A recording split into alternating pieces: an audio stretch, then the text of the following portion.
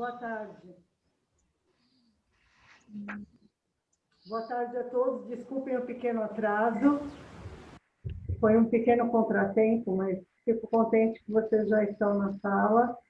Boa tarde, doutor Tangirardi, doutor Fabiano, doutora Luciana, Andrés, doutora Ruth. É um prazer Boa estar aqui tarde. novamente.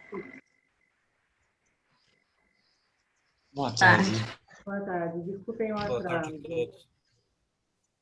Deixa eu liberar quem está na sala de espera. Vamos aguardar um pouquinho. Sim, por favor, deixa eu liberar as pessoas que estão tentando entrar.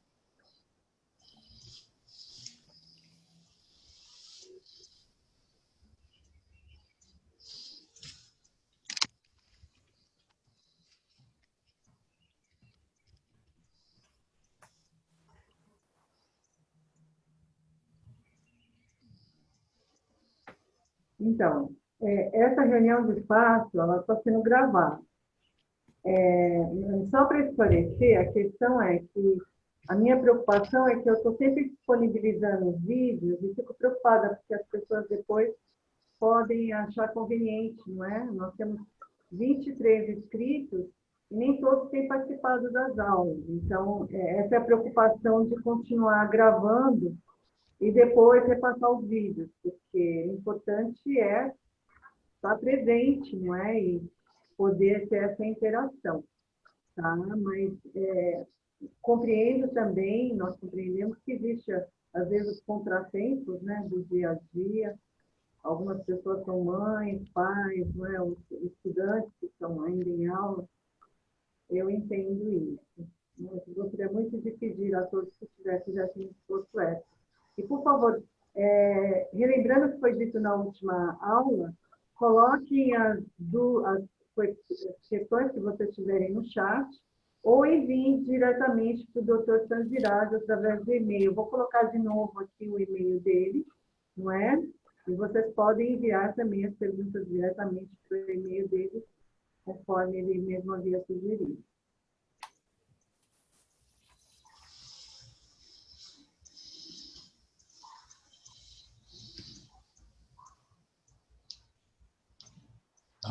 Aguardamos um pouco.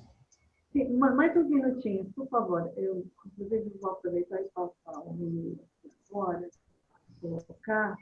E para os que não acompanham nossa página no Facebook, eu não faço parte do capítulo São Paulo, ficamos muito felizes em anunciar que o doutor Tangirardi é membro agora da Gilben Clark e diretor do nosso capítulo. Ele é o diretor de ética do capítulo São Paulo da Gilben Clark. Está aqui no chat o endereço de e-mail dele, para os que quiserem, tiverem dúvidas e puderem enviar para ele diretamente por e-mail. Ficamos muito honrados com a sua participação, doutor Tangirardi, em nosso capítulo. Eu agradeço muito e a honra é toda minha. Vou me esforçar para poder corresponder à altura. Ah, com certeza, não temos dúvida disso. Inclusive, o doutor Tangirardi havia ofertado, após o curso de ética, um mini curso de liberdade religiosa, e que é fantástico, não é? Com 3 aulas.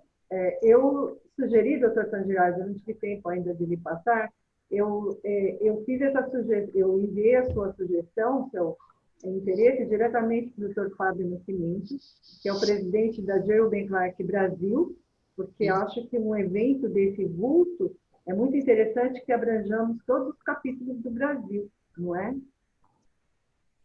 E ele ficou bastante entusiasmado com isso, com essa possibilidade. Perfeito. Então, doutor, vamos iniciar. Então, eu vou admitindo as pessoas conforme elas forem entrando, até mesmo para prestigiar os que entraram no horário.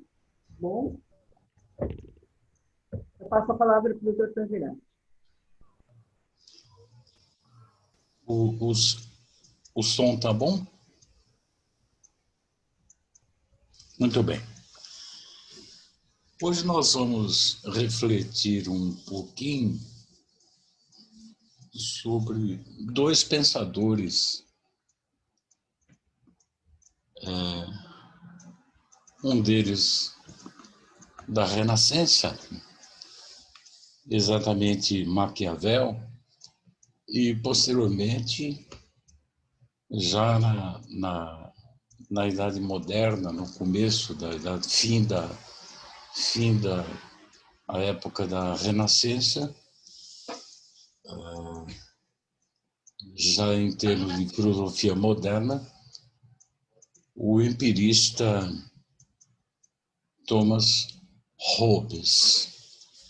Muito bem. Maquiavel nasceu em 1469 e faleceu em 1527. Nasceu em Firenze, ou Florença, se vocês preferirem. Eu prefiro Firenze. E o nome completo dele era Niccolo di Bernardo dei Machiavelli. Escreveu várias obras, sendo as mais conhecidas e talvez principais a Mandrágora, que é uma peça teatral muito engraçada, por sinal, O Príncipe, Il Principe, que é super conhecida, e o discurso sobre a primeira década de Tito Livio. Muito bem. Maquiavel rompe com a tradição dogmática da metafísica e da teologia. Notem vocês que vamos rapidissimamente nos lembrar dos nossos 3 primeiros encontros. Os nossos 3 primeiros encontros.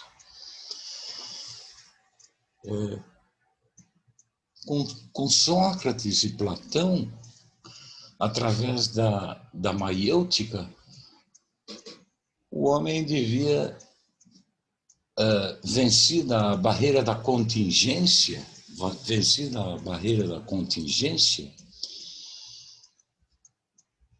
o homem devia descobrir em si mesmo, nas profundezas da sua alma, os valores mais altos. Da mesma forma, em Aristóteles, com o esforço da vontade e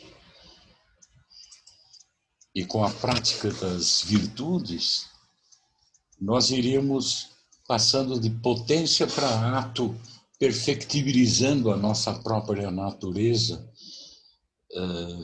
com a finalidade de nos autoatingirmos na nossa perfeição e, por via de consequência, adquirirmos a felicidade, a harmonia, a estabilidade. Da mesma maneira, conservando a arquitetura da metafísica aristotélica, na Idade Média,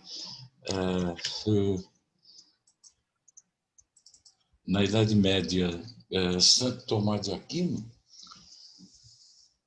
exorta os homens a praticarem a virtude, iluminados pela razão, mas pela fé, sobretudo, e com a ajuda dessa luz, desse raio de luz que vem de Deus, ratio divinae lucem, que ele chama de sindéresis, de uma tal forma que nós nos aperfeiçoaríamos cada vez mais até atingirmos um estado de beatitude. Ele chega até a chamar de beatitudo duplex. Pois é, nesse quadro todo, o homem, lá no fundo, é bom. O homem é bom. Aqui muda.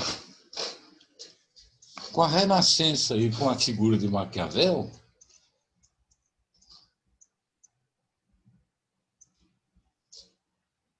esse panorama muda.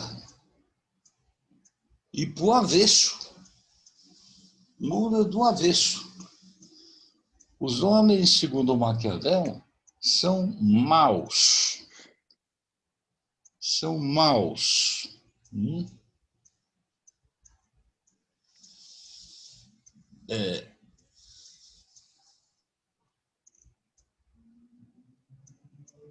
Tendo em vista essa maldade inerente nos homens, é que Maquiavel vai iniciar o seu discurso sobre como o príncipe o governante, o príncipe, deve se conduzir para manter-se estavelmente no poder. Vejam vocês que essa descrição, se nós voltarmos outra vez para trás, quando Platão fala de política, quando Aristóteles fala de política, quando os teólogos da Idade Média falam de política, há um a priori metafísico ou teológico que informa o discurso. Aqui não. Maquiavel afasta a interferência da metafísica, afasta a interferência da teologia e a interferência da moral para descobrir, para descrever com uma paciência incansável, pintando com minúcia o espetáculo infinito da complexidade dos fatos. É como se fosse um químico. Não é? A primeira categoria que nós devemos enfrentar na análise rápida do pensamento de Maquiavel é a categoria de fortuna. Vejam vocês que durante toda a Idade Média existia o conceito de providência. Não é? As coisas acontecem tendo em vista a providência de Deus.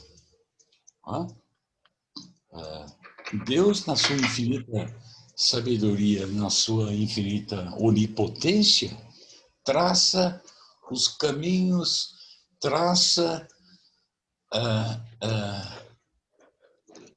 o campo de possibilidade a partir do qual os acontecimentos devem surgir. Essa noção de providência é laicizada no tempo de Maquiavel. É como se ela fosse materializada, né? Surgindo, então, o conceito de fortuna. Notem que os acontecimentos podem ser divididos em duas partes. Metade deles nós podemos prever, nós podemos planejar, regrar. Não é? Vamos dizer assim, metade dos acontecimentos faria parte da previdência, aquilo que nós podemos prever, planejar e explicar antes mesmo que aconteçam. A outra metade é imprevisível. Surge de repente.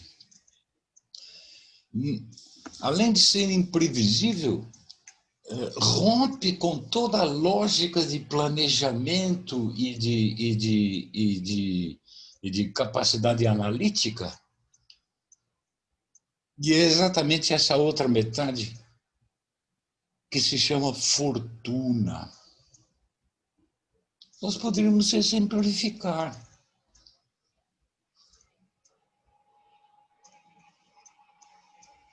Por exemplo, um governante traça uma série de medidas, planejamentos, regras de conduta, e, de repente, acontece um tsunami. ou, de repente, acontece uma pandemia. A pandemia é um ótimo exemplo de fortuna. Faz parte da imprevisibilidade. Rompe com qualquer capacidade de planejamento, de regramento de conduta ou de governo. A fortuna, como escreveu o próprio Maquiavel, é o árbitro de metade das nossas ações, deixando-nos governar mais ou menos a outra metade. Comparo-a a um rápido rio que, transbordando, inunda planícies, arrasa árvores e casas, tira a terra de um lado para a levar para o outro. Toda a gente foge, toda a gente cede à sua fúria, sem tentar resistir. A fortuna, portanto, refere-se à metade dos acontecimentos, exatamente aquela metade em que vige a imprevisibilidade, a imponderabilidade, a ausência da possibilidade de planejamento, sendo a outra metade aquela que diz respeito aos acontecimentos que são possíveis de se planejar, de regrar, etc. Então, notem vocês que Maquiavel está raciocinando em termos de como deve o governante se comportar para manter-se equilibradamente no poder e manter o poder de forma equilibrada. Ora, o campo de possibilidade de ação do governante, portanto, a partir deste instante, será exatamente este. Metade dos acontecimentos susceptíveis de planejamento, regramento, e metade a fortuna. Notem, conforme nós vamos ver daqui a pouco, o governante não pode levar em consideração somente aquela metade susceptível de planejamento. Ele tem que levar em consideração também a fortuna. Ele vai se aproveitar, de alguma maneira, da própria fortuna para manter-se no poder e manter o poder de forma equilibrada. Mas perguntamos, então, o seguinte: a quem é destinada a ação principesca? A quem é destinada a ação do governante? Ora, a ação do governante é destinada aos súditos. Moderadamente falando, diríamos ao povo. Então, digamos assim, é destinada aos seres humanos que não fazem parte do governo. Mas antes de Maquiavel dizer como o príncipe, o governante, deve se comportar para manter-se equilibradamente no poder, ele vai dizer o seguinte: antes que vocês, príncipes, hajam no poder, vamos analisar como é o homem, ou seja, como é efetivamente o destinatário da vossa ação. Aqui nós estamos diante da antropologia maquiavélica. Eu disse agora há pouco que os homens são maus. Segundo Maquiavel, ele diz: os homens são fundamentalmente, vejam essa palavra, fundamentalmente maus, levianos, covardes, ingratos, cruéis, negligentes, maldosos, estúpidos, invejosos, inconstantes, dissimulados, gananciosos. É preciso estar preparado para tudo por parte deles, isto é, para o pior. Ora, diante de um quadro desse, como é que o príncipe, o governante, deve se comportar para manter-se equilibradamente no poder e para manter o poder de forma equilibrada? Nós não podemos nos esquecer de duas coisas. Primeiro, a fortuna, a outra metade, que eu chamei aqui de previdência, e não podemos nos esquecer da natureza do destinatário. Então vem a moral política, segundo Maquiavel. Ele diz: não se... Vejam bem, é por isso que Maquiavel choca.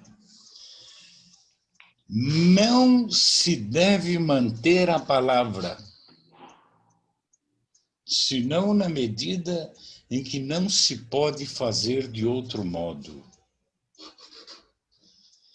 É preciso fingir as qualidades que não se têm. Há que se empregar a manha e a força com inteligência, segundo os casos. Há que massacrar até o último dos representantes do poder que é usurpado. Há que parecer, não é ser, há que parecer ocupar-se sempre solicitamente do bem público. Há que parecer estar sempre cheio de piedade. Parecer ser clemente, fiel, humano, religioso e íntegro. Parecer, conforme a necessidade. Conforme a necessidade, deve fazer exatamente o contrário. Então, notem vocês o seguinte, de acordo com o que Maquiavel vai dizendo, é que surgiu aos poucos aquele adjetivo famoso, não? Maquiavélico, como se a frase "o fim justifica os meios" fosse dele, mas não é. Aplica-se a ele. Essa frase, na verdade, ela foi proferida por um poeta romano chamado Ovídio, numa obra chamada Heroides.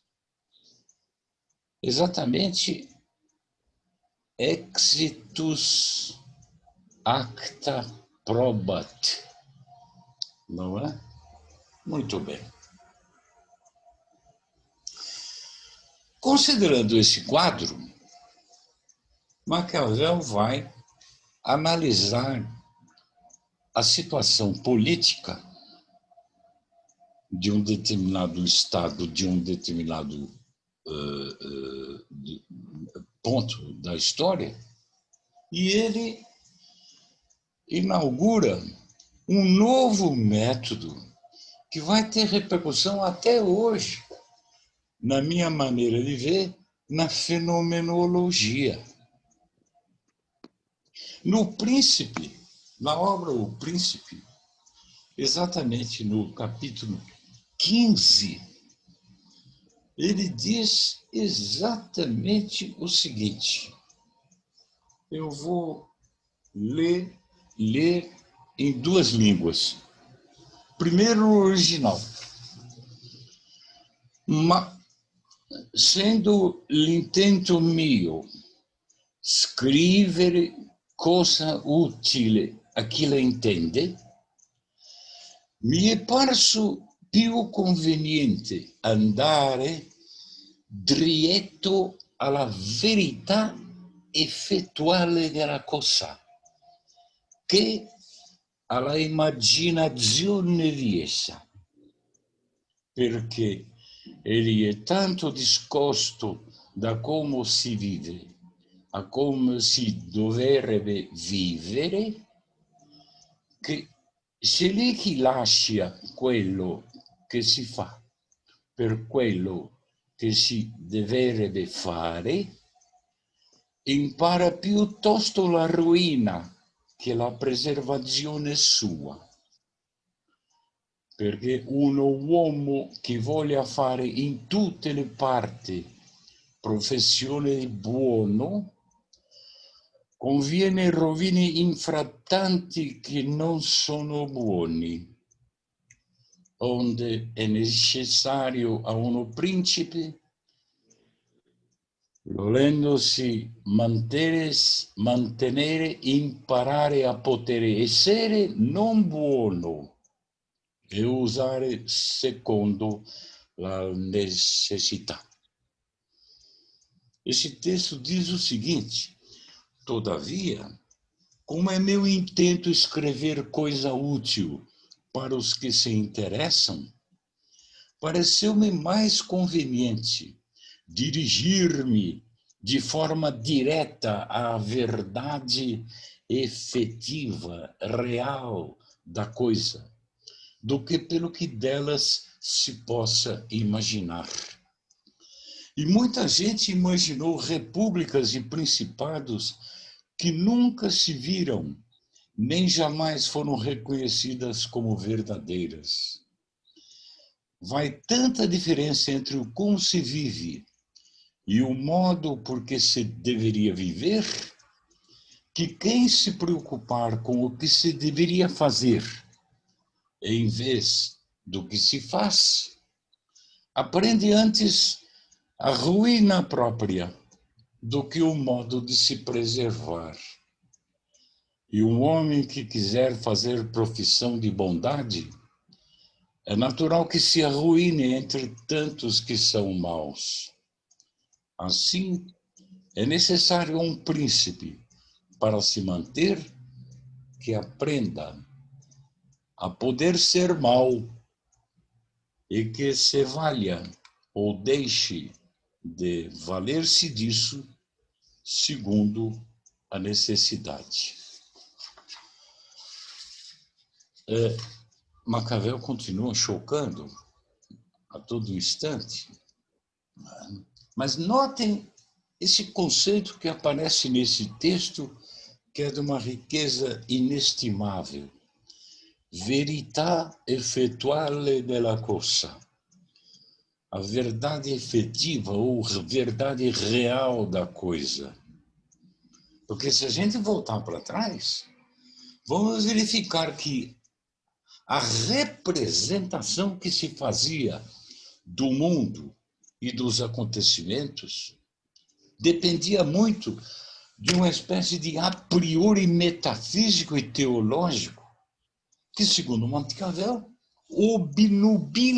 obnubilavam, afastavam, tampavam, impediam a verdadeira representação das coisas como elas realmente são. É como se, ao invés de hoje, na Renascença, Maquiavel efetuasse uma redução fenomenológica. Isso aí é meio parecido com o que Husserl Edmund Husserl,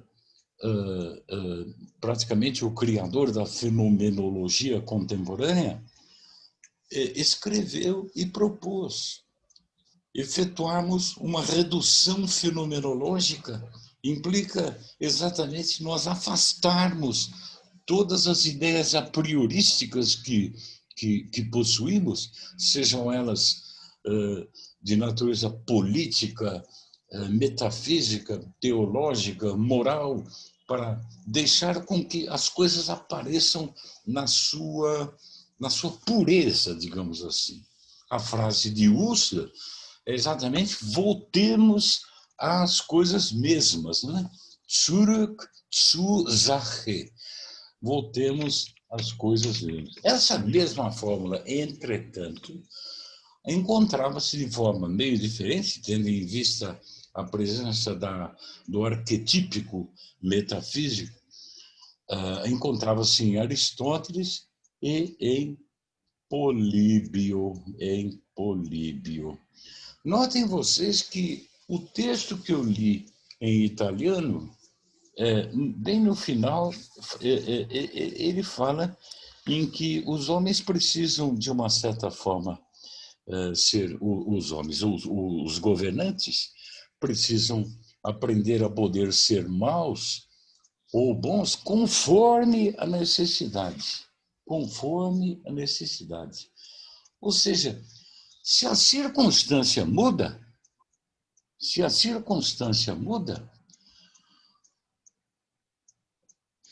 o comportamento, digamos assim, exigido pela circunstância, se o comportamento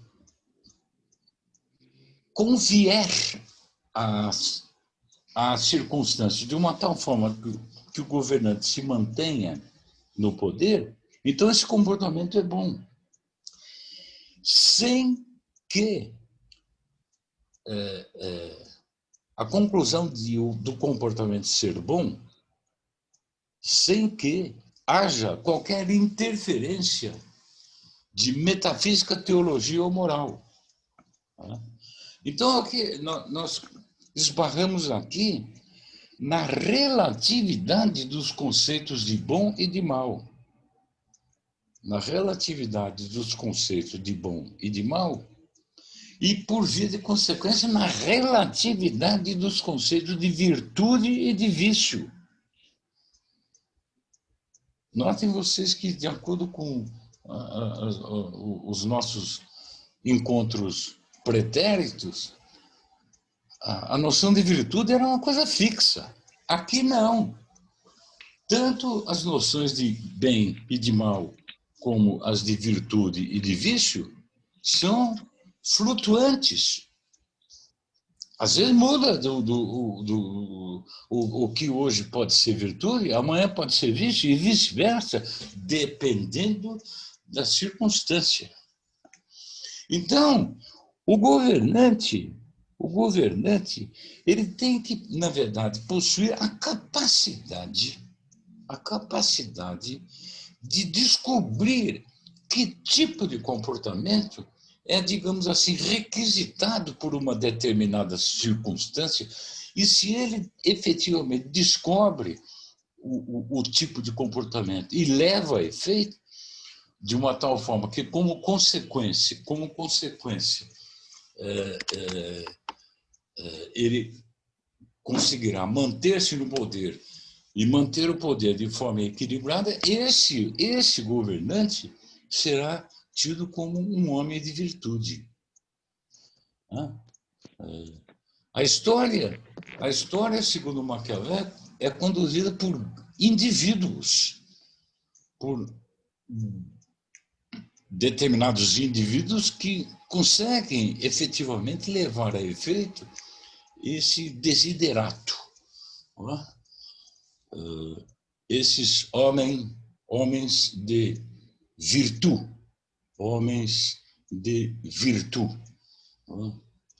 sendo que, mais uma vez, eu repito aqui que a palavra virtude não tem nada a ver com aquilo que dizíamos de virtude nos nossos 3 primeiros encontros. A virtude é exatamente a capacidade a qualidade que se empresta ao governante, que tem a capacidade de vislumbrar na circunstância o tipo de comportamento exigido. Tá? E de onde, repito, nós chegamos à noção de relatividade dos conceitos de bem e de mal.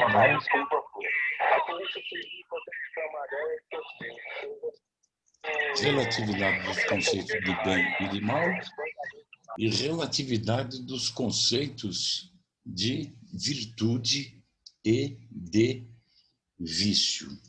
Muito bem.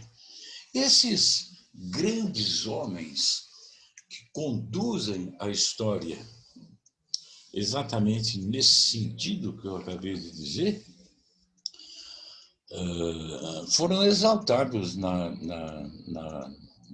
Renascença, né, como, vamos dizer, exaltação do grande indivíduo, chamados de DVX,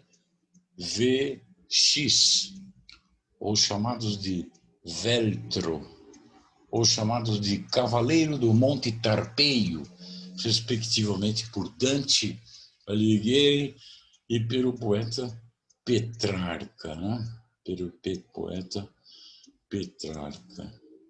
Então, vejam o que é que Maquiavel diz. Ele diz assim: é preciso que o príncipe tenha um espírito capaz de variar segundo os imperativos das variações dos ventos e das circunstâncias. Não se afastar do bem se tal puder, mas também entrar no mal quando for preciso. Aqui vem uma comparação interessante feita pelo próprio Maquiavel. Ele diz assim: o príncipe deve ser um mezzo bestia e uno mezzo uomo. Repito, uno mezzo bestia e uno mezzo uomo. Porque o leão domina o lobo pela força e a raposa domina pela astúcia. Não é? Para ser prudente, diz ele, não deve ser fiel à palavra, quando isso o prejudica e quando já não existem mais ocasiões que o obrigaram a prometer qualquer coisa. E quanto à crueldade? A crueldade, se nós voltarmos para trás, a crueldade é um vício. Para Maquiavel depende da circunstância. Ele fala de crudeltà male usate. Ele fala de crudeltà bene usate. Há uma crueldade má e uma crueldade boa, dependendo do uso que se faz dela, conforme a circunstância. Notem vocês que nos últimos 5, 10 minutos eu usei muitas vezes a palavra circunstância. A categoria usada por Maquiavel no texto italiano é occasione. Occasione. A ocasião é a circunstância. Mas notem vocês, o importante é verificar, é estabelecer que a natureza da ocasião é que deve determinar a natureza da circunstância, da ocasione, deve determinar o estilo do comportamento desenvolvido pelo governante, deve, de uma tal forma que o governante que possua virtude ele conseguirá vislumbrar que tipo de comportamento é requisitado pela ocasione. É por isso, então, que, tendo em vista esse quadro, sucede a relatividade dos conceitos de bem e de mal, de virtude e de vício.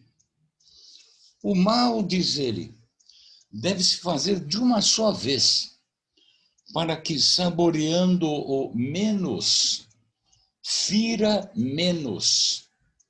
E, pelo contrário, as benesses devem ser feitas pouco a pouco, para serem melhor saboreadas.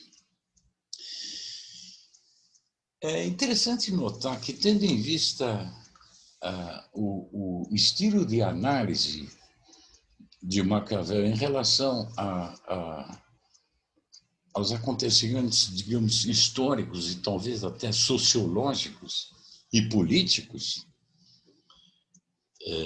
estilo esse desvinculado de qualquer interferência, como eu disse antes, desvinculado de qualquer interferência da moral, da metafísica ou da teologia.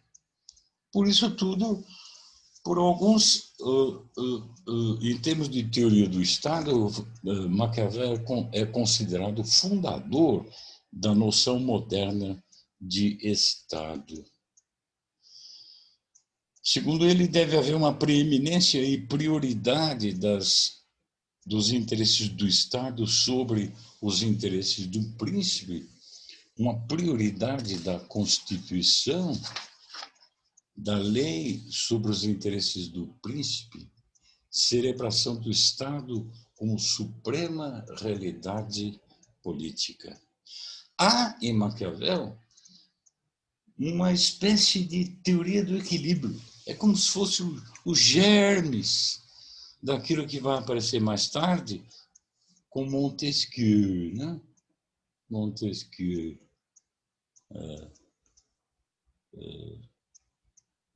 Eu estava vendo aqui do lado, na outra estante, eu tenho uma edição do L'Esprit de Loi, do Montesquieu, de 1829.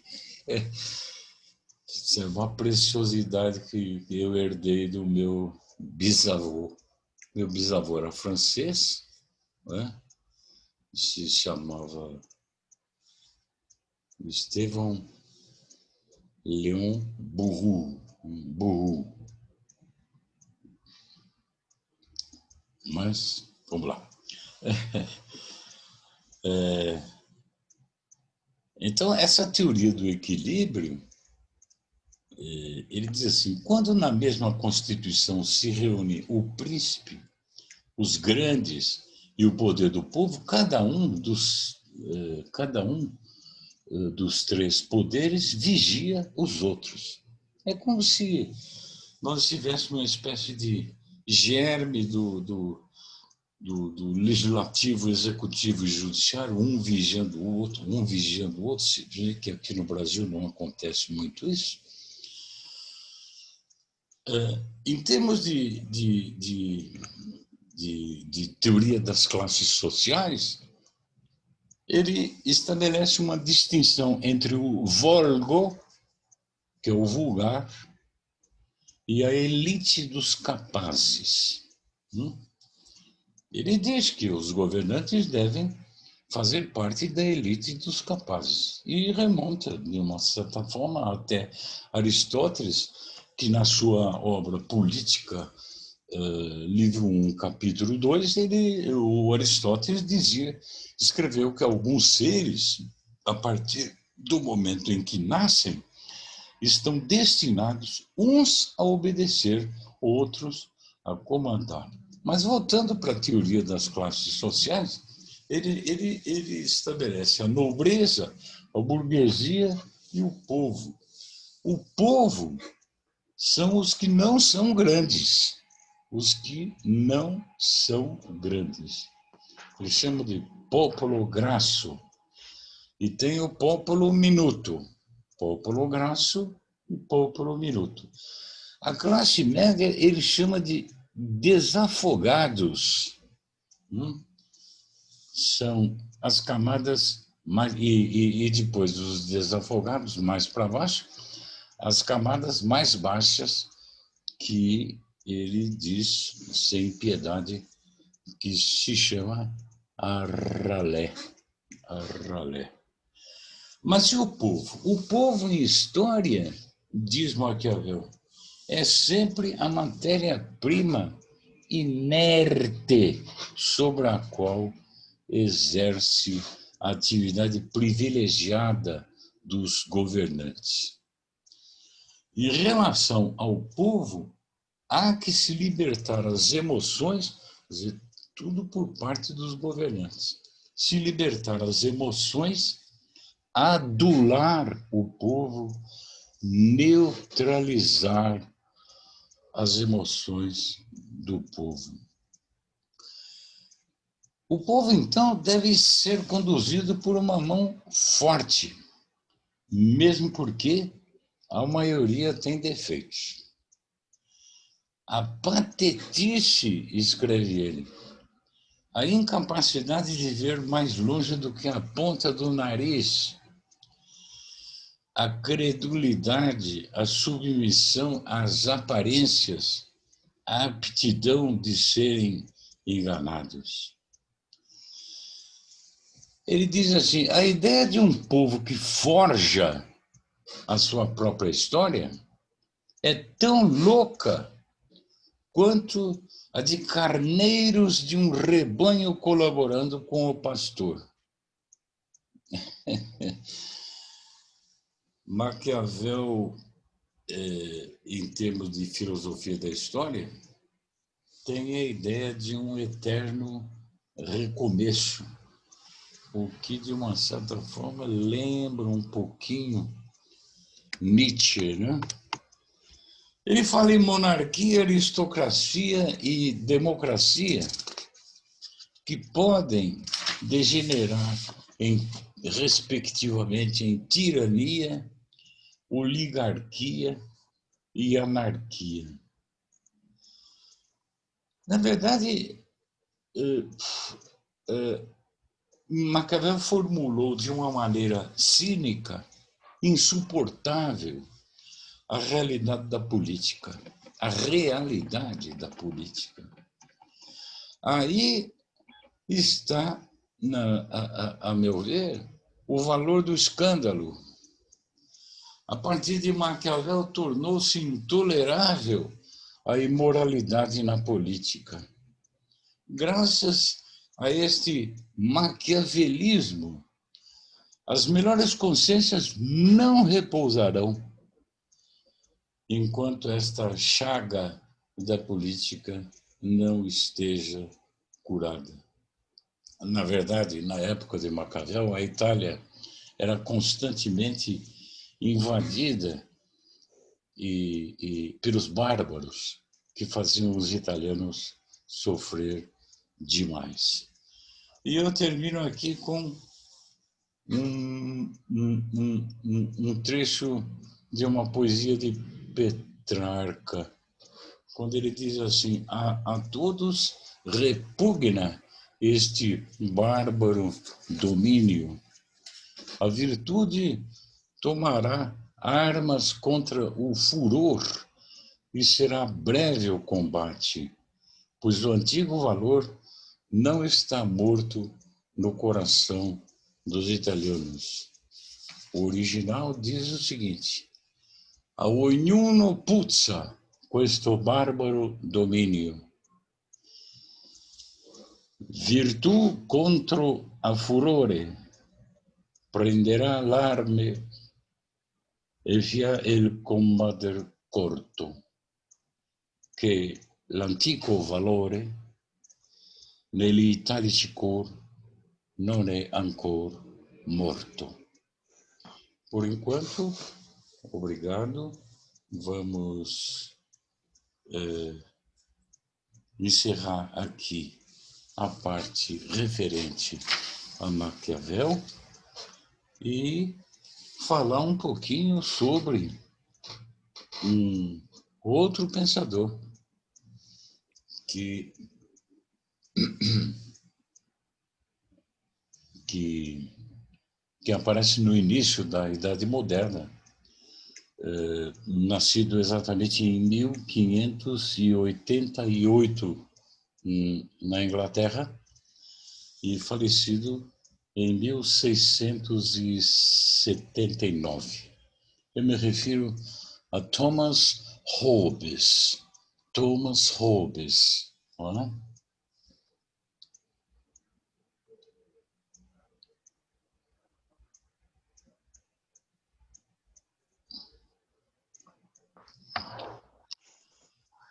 A obra, bom, é interessante caracterizar que Hobbes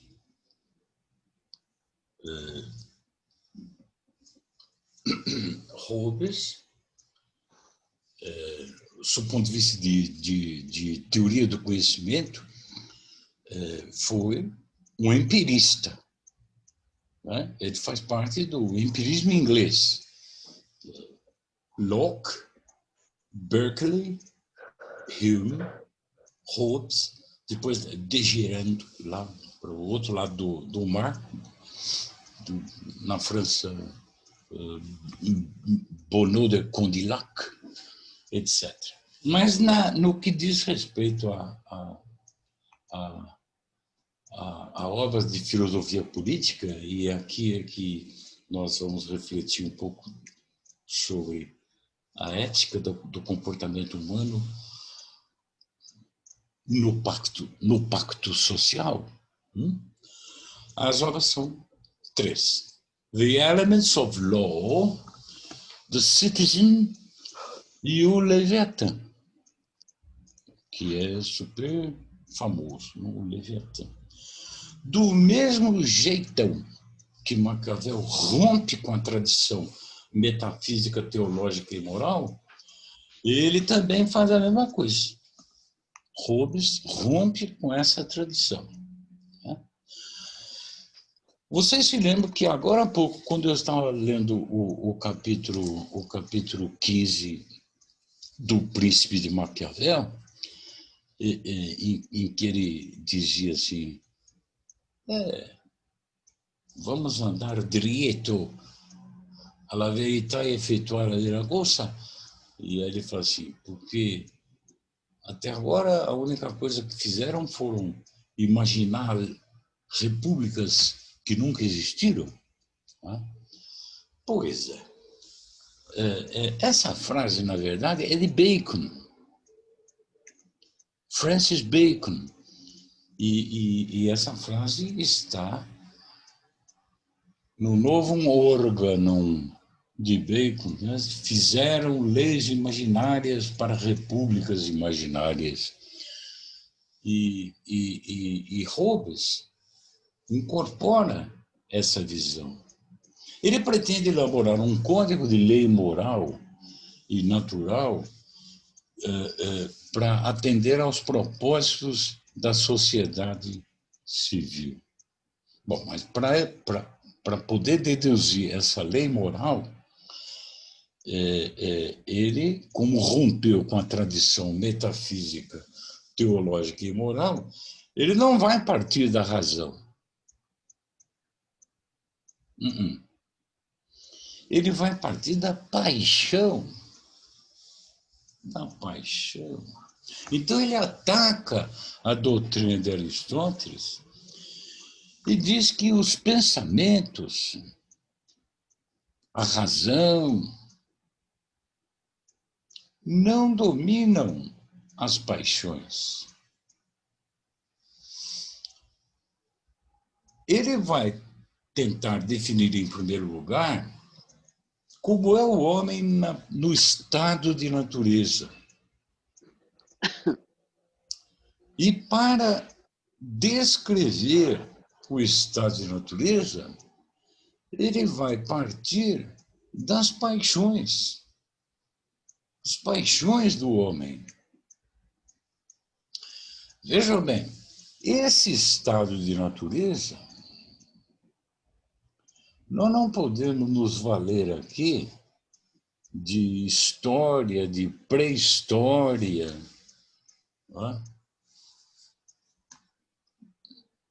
Porque não se trata de uma descrição de algo que teria ocorrido há milhares de anos, milhares e milhares de anos atrás. Não. A teoria do estado de natureza é uma teoria hipotética, no sentido de ser uma realidade teórica. Metodologicamente, coloca-se o estado de natureza para depois descobrir-se como que o homem passou do estado de natureza para a sociedade civil através do pacto social. Ora, Aristóteles tinha dito assim: o homem é social por natureza, o homem é político por natureza. Hobbes diz: o homem não é social por natureza, o homem não é político por natureza. Nesse estado de natureza, o que ocorre é uma condição pré-política, onde não há governo civil, não há poder comum que mantenha os homens com medo. Agora, aqui nós vamos repetir o que Maquiavel já havia dito. Só que Hobbes estende para toda a humanidade. O homem é mau por natureza. E nessa condição do homem ser mau por natureza, ele é um perigo para o outro homem. Homo homini lupus. O homem é lobo do outro homem. Hobbes diz: olhe para você mesmo. Descubra em você mesmo as inclinações naturais. Descubra a similitude entre paixões e situações, e você descobrirá as paixões e o pensamento de todos. Nós estamos diante, pois, de uma psicologia mecanicista das paixões, a partir do que Hobbes vai desenvolver uma interpretação da conduta humana. Se o homem é mau por natureza, em relação ao outro homem, surge a agressividade. Mas a agressividade que eu tenho em relação ao outro, o outro tem em relação a mim. E o outro tem em relação a um outro. Donde vislumbra-se uma espécie de estado de guerra de todos contra todos. Estamos em plena descrição do estado de natureza. Bellum omnium contra homines. Guerra de todos contra todos. Mas vislumbrem viver num tipo de mundo assim, onde não há Estado, não há lei, e que todos são maus, e que todos são agressivos uns em relação a outros. Eu preciso sobreviver, mas o outro também. Então eu posso matar para sobreviver, mas o outro também. Então surge o medo. E atrás do medo, a suposição de que eu posso ser agredido a qualquer momento. Então, na relação que eu tenho com o outro, eu não posso me mostrar tal qual eu sou. Porque se eu me mostrar tal qual eu sou, o outro pode usar dessa imagem para me agredir, para me diminuir, para me ferir. Então eu tenho que fingir. Eu vivo fingindo. Eu vivo na dissimulação, na simulação, dentro de um simulacro, onde, evidentemente, a comunicação que eventualmente eu possa desenvolver com o meu outro será uma comunicação no nível do imaginário. A possibilidade de morte é iminente. E não há nada que possa me dizer que isso não é direito ou que isso é injusto, porque não existe o direito, nem o Estado, nem o poder. Então, o direito que cada um tem é infinito, e a liberdade que cada um tem em relação ao outro é infinita também. Tirei um cochilo na aula. O meu direito é infinito, a minha liberdade é infinita. Os homens são todos iguais nesse nível das paixões. Todos podem matar a todos. Aí aparece a raiva, a ambição, a luxúria natural, o ciúme, a vingança, o desânimo, o choro, a crueldade, a inveja. Todos desejam a mesma coisa. Há uma igualdade de expectativas, uma igualdade de competências. Todos desconfiam de todos.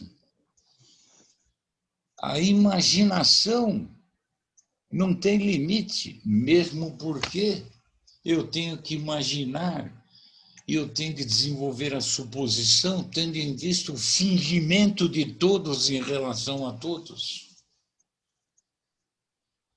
Há uma inimizade natural no estado de natureza. Qualquer um pode privar qualquer outro dos seus bens e da sua vida. O medo de morte violenta é iminente, mas, em relação a todos, existe o desejo da própria conservação. O bem e o mal não existem em si, não brotam da objetividade. O que me agrada ou o que me desagrada é que será, então, tido como algo bem ou mal.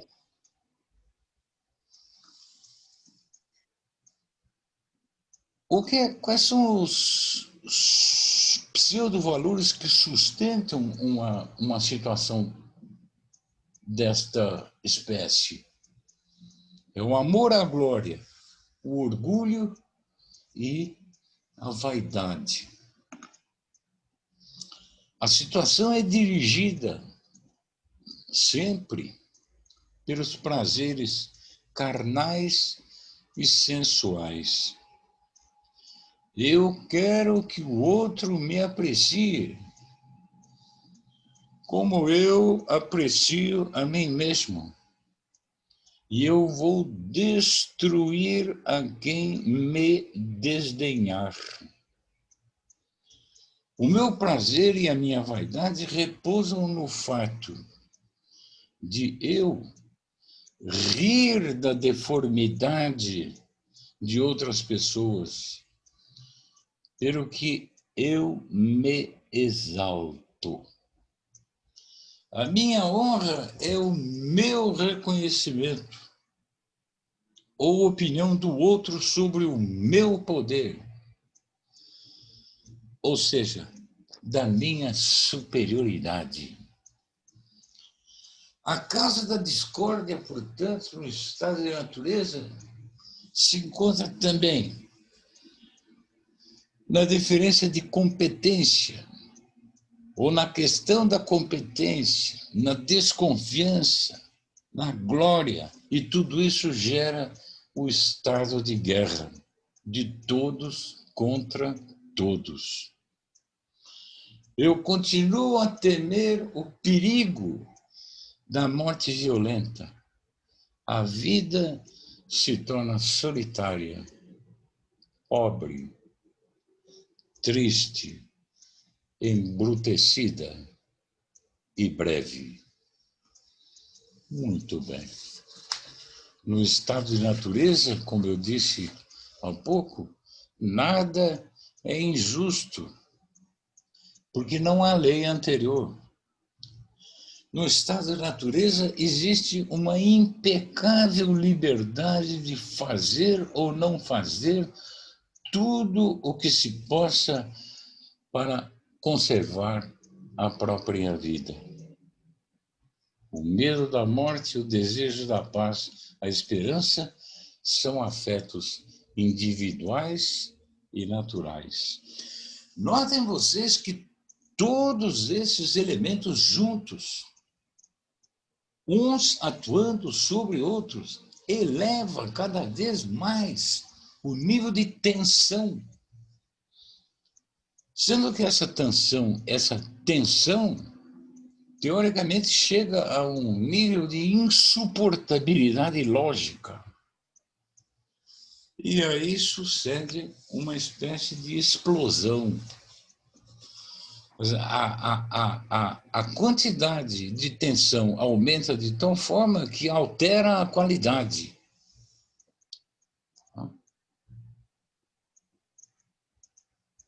Essa explosão com alteração da quantidade e quantidade, tendo em vista o aumento do nível de tensão, faz resultar o pacto social. A sociedade civil, com Estado, direito e leis. Com o pacto social, quer dizer, por que surgiu o pacto social?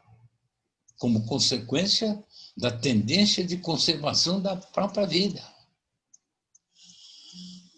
Com o pacto social, cada um se obriga com os outros a não resistir às ordens do homem ou do conselho que tenham reconhecido como seu soberano. Subscreve-se o contrato tendo em vista o que é bom para si mesmo, ou seja, segurança e conservação da vida. E virtude, então, aparece como sendo um novo conceito. O que é virtude? É fazer o que tende à nossa conservação. É diferente do conceito metafísico, teológico ou moral de virtude. Virtude é fazer o que tende à nossa conservação, condição da paz. O vício é o contrário. A noção de injustiça, então, aparecerá como sendo exatamente o não cumprimento das regras do pacto, das regras dos contratos. Quer dizer, eu ganho segurança na sociedade civil e troco a obediência por proteção. O governo que se estabelece com a sociedade civil, entretanto, tem que possuir determinados limites. Esses limites são aqueles a partir dos quais o Estado, o soberano, devem respeitar as leis da natureza.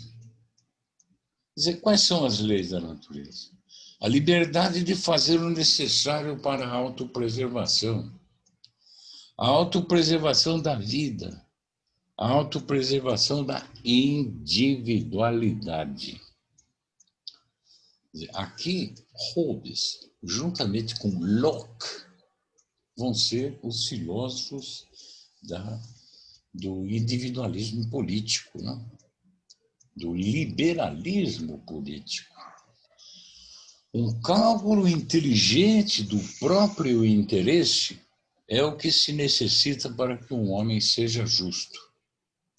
O próprio interesse será, então, a única base da vida moral.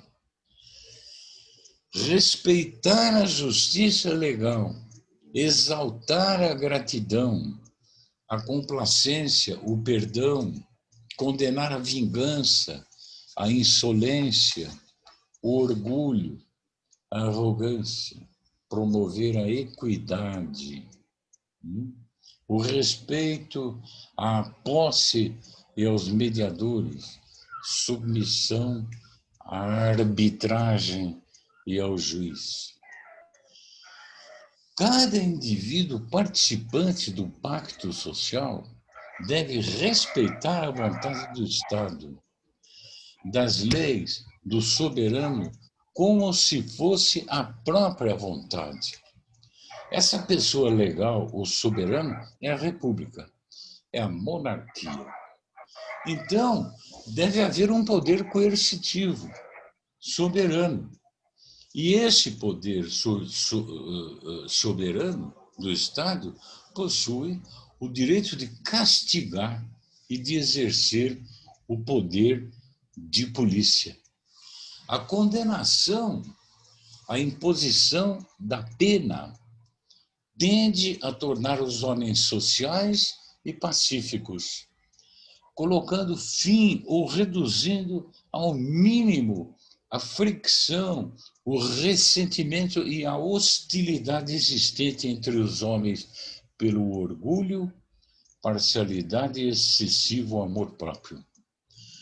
Mas, por parte de cada participante do pacto social, deve sempre existir o medo em relação ao não cumprimento dos contratos. O temor é uma paixão em que se deve confiar. Por quê? Porque exatamente sem o temor, as pessoas não obedeceriam às regras do contrato social. E por que não obedeceriam? Porque lá no fundo pulsa ainda aqueles elementos que compõem a natureza humana, e a natureza humana é má. É má. Com o pacto social, com a sociedade civil, esta realidade da natureza humana foi amassada, né? Tampada, e só permanecerá tampada se as pessoas tiverem medo. Medo do quê? Medo de serem punidas, de serem castigadas pelo Estado, tendo em vista o não cumprimento das regras originárias do pacto social. Ou seja, deve haver o terror ao castigo, o pavor à pena. Sem isso, emergiria outra vez o homem mau do estado de natureza. Então, do lado do Estado, do lado do poder soberano,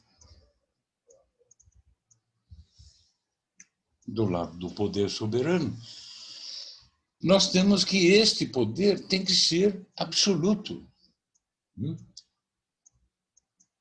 O poder do Estado tem que ser absoluto. É aí que Thomas Hobbes lança mão da figura simbólica do Leviatã. O Leviatã era um crocodilo, é uma figura da mitologia fenícia que aparece no livro 41 de Jó, na Bíblia.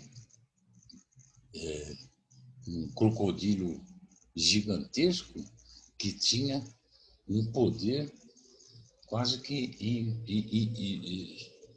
absoluto, né? Eu vou ler aqui para vocês, a título de curiosidade, a descrição do Leviatã como aparece em Jó. Ele diz assim: seu dorso são fileiras de escudos, soldados com selo tenaz, tão unidos uns aos outros que nem um sopro por ali passa, ligados estreitamente entre si e tão bem conexos que não se podem separar. Seus espirros relampejam faíscas e seus olhos são como arrebóis da aurora. De suas fauces irrompem tochas acesas e saltam centelhas de fogo. De suas narinas jorra fumaça, como de caldeira acesa e fervente. Seu hálito queima como brasas e suas fauces lançam chamas. Em seu pescoço reside a força. Diante dele corre a violência. Quando se ergue, as ondas temem e as vagas do mar se afastam. Os músculos de sua carne são compactos, são sólidos e não se movem. Seu coração é duro como rocha, sólido como uma pedra molar. A espada que o atinge não resiste, nem a lança, nem o dardo, nem o arpão. O ferro é para ele como palha, o bronze como madeira carcomida. A flecha não o afugenta. As pedras da funda são felpas para ele. A massa é para ele como lasca. Ri-se do sibilo dos dardos. Seu ventre coberto de cacos pontudos é uma grade de ferro que se arrasta sobre o lodo. Faz ferver o abismo como uma caldeira e fumegar o mar como um piveteiro. Deixa atrás de si uma esteira brilhante, como se o oceano tivesse uma cabeleira branca. Na terra ninguém se iguala a ele, pois foi feito para não ter medo. Afronta os mais altivos, é rei das feras soberbas. Por hoje, eu agradeço a todos vocês a atenção, pela paciência. Cumprimento a doutora Tânia e, se Deus quiser, até o nosso próximo encontro, ocasião em que teremos a oportunidade de refletir um pouco sobre René Descartes e Spinoza. Muito obrigado, doutor Girardi, excelente, excelente aqui. Já coloquei no chat o seu e-mail, então, no caso de algumas dúvidas, nós iremos enviar algumas questões, tudo bem? Perfeitamente. Muito obrigado, nossa, obrigado mesmo pela sua disponibilidade, por esse, não é, banho de conhecimento, não é, que nós recebemos hoje, ou sempre, em todas as aulas. Obrigado, amigos, pela companhia. Agradeço muito. Até a próxima semana. Tchau.